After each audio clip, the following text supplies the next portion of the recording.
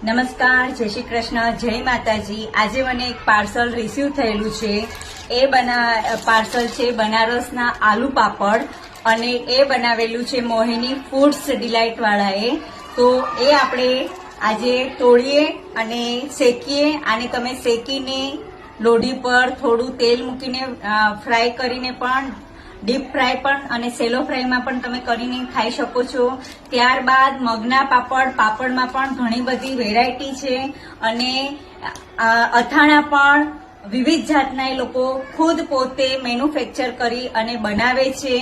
તો એનું આઈડી હું મેન્શન કરું છું, કોન્ટેક્ટ નંબર મેન્શન કરું છું। તમે એમને ફોલો કરી અને એકવાર જરૂરથી મંગાવવા પ્રયત્ન કરજો। પેકિંગ તોડીએ છીએ।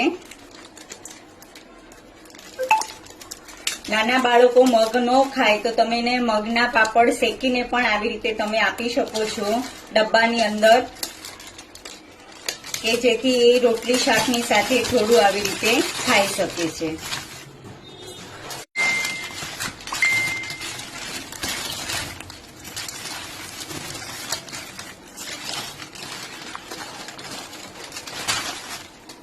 આ રીતના એ લોકોના આલુ બનારસ પાપડ છે। સરસ મજાના અંદર ઘણી બધી વસ્તુઓ ઉમેરો કર્યો છે અને એ લોકોએ બનાવેલા છે। તો આપણે એને શેકી રહ્યા છીએ।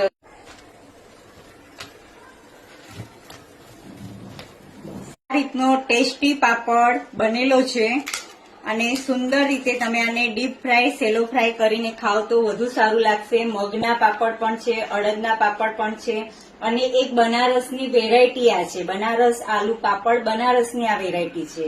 તો એ લોકોએ કુરિયર મને કરેલું હતું, પાર્સલ આવેલું છે। તો આનો કોન્ટેક્ટ નંબર હું જરૂરથી મેન્શન કરું છું। આપણે ટેસ્ટ કરીએ।